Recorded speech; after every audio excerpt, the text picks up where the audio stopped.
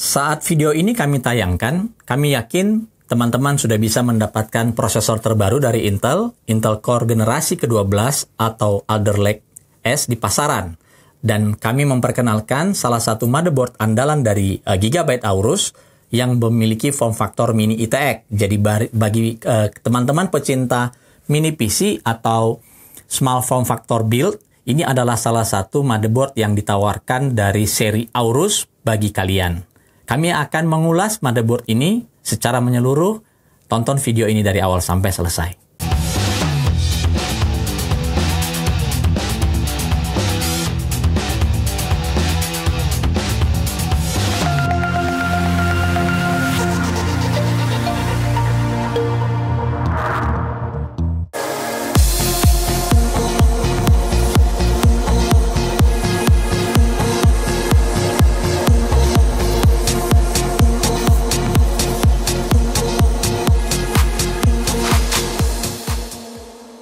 Z690 pada saat ini, saat kami mempublish atau merilis video ini, adalah satu-satunya chipset yang mendukung LGA 1700, di mana LGA 1700 adalah satu-satunya soket yang mendukung prosesor Intel Core generasi ke-12, atau biasa kita kenal dengan nama Alder Lake S. Secara standar, Alder Lake X memiliki kemampuan mendukung dua memori yang berbeda, yaitu memori DDR5 dan memori DDR4. Di motherboard yang kami gunakan, yaitu Z690i Aorus Ultra DDR4, sesuai dengan namanya, ini adalah motherboard yang mendukung DDR4. Kenapa bukan DDR5? Sebabnya adalah DDR4 masih banyak di pasaran, dan kalau teman-teman melihat line up untuk Z690 dari Gigabyte ataupun Aorus itu cukup lengkap untuk line up DDR4-nya. Jadi DDR4 masih memiliki demand dan juga secara ekonomikal dia akan jauh lebih terjangkau dibandingkan DDR5. Secara default, Alder Lake atau Intel Core generasi ke-12 memiliki speed di DDR4 3200. Untuk DDR4, sedangkan untuk DDR5-nya memiliki speed standar di DDR5 4800. Kita akan mulai mengulas fitur-fitur yang terlihat dari physical yang ada di motherboard ini. Kita akan mulai dengan melihat bagian dari pendingin VRM. Kita lihat pendingin VRM-nya itu cukup besar dengan heatsink yang mampu menyerap panas di bawah yang dikeluarkan oleh MOSFET ataupun komponen VRM yang ada di bawahnya yang disebut Gigabyte sebagai Direct Touch 3. Di sini mereka menggunakan heat pipe berdimensi 8 mm. Kalau versi sebelumnya atau di Z590, diameter dari heat pipe-nya itu 6 mm. Di sini mereka memperbesar lagi menjadi 8 mm. Kemudian di motherboard ini juga sudah memiliki kemampuan PCI Express generasi kelima untuk PEG ataupun kartu grafis, tetapi untuk M.2-nya itu masih memiliki spesifikasi PCI Express Gen 4. Jadi PCI Gen 5 ini hanya bisa dinikmati untuk kartu grafis. Sayangnya untuk saat sekarang ini kita belum bisa melihat atau kita belum mendengar ada informasi siapa vendor kartu grafis yang akan mulai mendukung PCI Express generasi kelima. Jadi kalau bisa dikatakan ini adalah future-proof feature ya yang ditawarkan oleh si chipset Z690. Satu hal yang perlu dicatat juga, motherboard ini tidak mendukung M.2 SATA. Dia hanya mendukung M.2 NVMe. Baik itu Gen 4 ataupun Gen 3 ataupun Gen 2 yang lebih lama ya untuk storage-nya. Selanjutnya, fitur yang paling unik terlihat adalah bagian dari heatsink yang mendinginkan chipset sekaligus mendinginkan dua buah NVMe SSD. Cukup unik, mereka memilih menggunakan desain yang saya sebut stacking NVMe, dua buah NVMe yang seperti berdempetan dan memiliki pendingin masing-masing. Ini disebut dengan desain M.2 Thermal Guard 3. Ini juga mendapatkan enhance dari Gigabyte untuk dapat lebih mendinginkan komponen M.2 NVMe yang ada di bawahnya. Kami juga menotis ada tombol yang diletakkan. Tombol ini adalah tombol reset tersembunyi di dekat dengan heatsink di atas chipset. Ini tombol reset ini bisa diatur apakah mau menjadi fungsi reset atau fungsi lainnya, dan fungsi ini bisa diatur dari dalam BIOS. Ini berguna bagi kalian yang ingin menggunakan board kecil ini di luar casing. Jadi mungkin saat debugging atau saat testing, ini sangat berguna sekali, mengingat dimensi motherboard ini sangat kecil. Ada 4 buah port SATA 6 Gbps yang mendukung RAID bisa ditemukan, dan juga ada header USB Type-C yang mendukung USB 3.2 Gen 1. Kemudian ada slot PCI Express X16 Gen 5, 1 buah, yang berwarna putih untuk menandakan pembeda antara Gen 4 dan Gen 5. Di bagian audio, Z690i Aorus Ultra DDR4 ini mengandalkan chipset dari Realtek 4080 yang sudah mendukung audio yang high fidelity ya. Jadi audionya sudah cukup premium menggunakan chipset terbaru dari Realtek. Lalu di bagian memori, tentunya karena ini mini TX, dia hanya memiliki 2 slot DDR4 yang pada saat video ini kami buat, kami belum bisa mendapatkan maksimum XMP DDR4 yang didukung, namun kami prediksi ini sudah bisa menyentuh angka DDR4 4600 hingga DDR4 4800 atau bahkan lebih dengan mode XMP. Jadi bagi kalian harus melihat lagi QVL memori yang sudah didukung di motherboard ini saat nanti sudah bisa diakses di website Gigabyte-nya. Untuk konektivitas jaringan, kita bisa menemukan ada 1 buah konektor RJ45 yang menggunakan chipset dari Intel dengan kecepatan 2.5 gigabit LAN.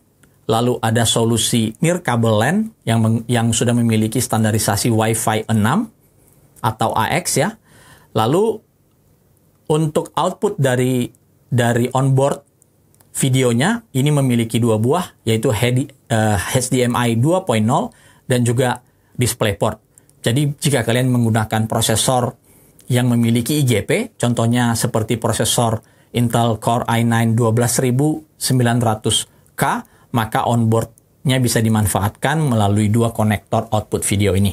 Di bagian back panel, kita bisa menemukan ada beberapa output juga selain HDMI dan tadi DisplayPort. Ada USB 3.1 Gen 1, ada USB 3.1 Gen 2, lalu ada USB 3.2 Gen 2x2, dan ada juga beberapa port audio.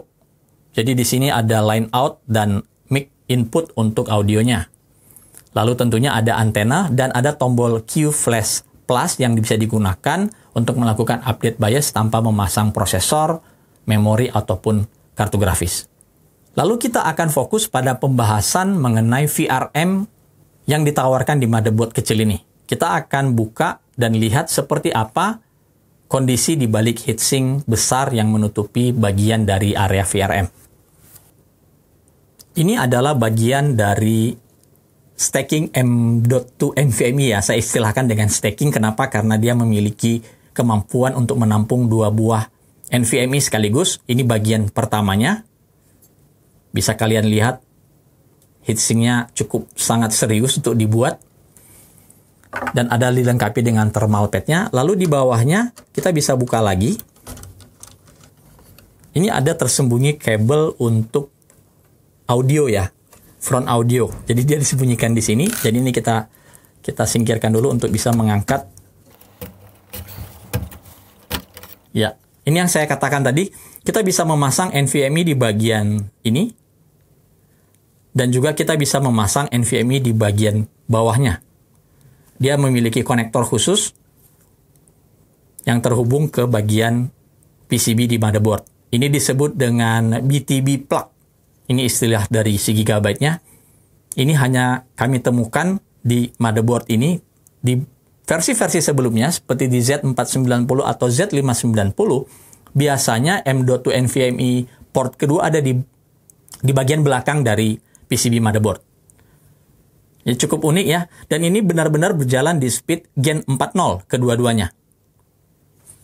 Nah, lalu kalau kita membuka bagian bawah ini, nanti itu baru chipsetnya. Kita lanjutkan dengan membuka bagian yang lain untuk melihat komponen yang ada di bagian VRM. Di bagian belakang kita bisa lihat ada backplate yang tidak hanya menjaga motherboard ini supaya tetap steady, tetapi juga bisa membantu melepaskan panas.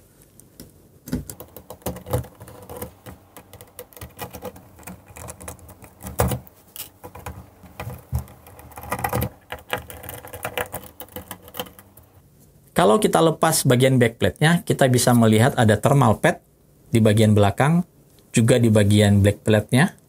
Ini untuk membantu mendinginkan komponen yang ada di bagian belakang PCB.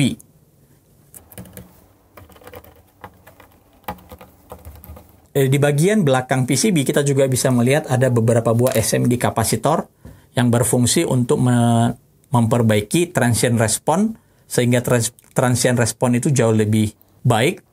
Jadi ada filtering kedua, kita melihat ada berjejer, ini dari APEC dan sebagian juga ada dari Panasonic, ya. Ini Panasonic dan ada yang dari APEC kapasitor, SMD kapasitor. Bagian pendingin chipset, ini adalah chipsetnya. Ini adalah heatsink yang ada di atas chipset. Nah, kita sudah berhasil membuka bagian heatsinknya. Ini adalah bagian dari heat pipe dan heatsink yang berada di bawah komponen VRM untuk mendinginkan VRM yang ada di bawahnya.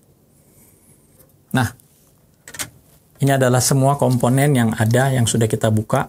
Ini adalah bagian dari audio, output. Sekarang kita bisa melihat dengan jelas bagian komponen VRM dari motherboard ini.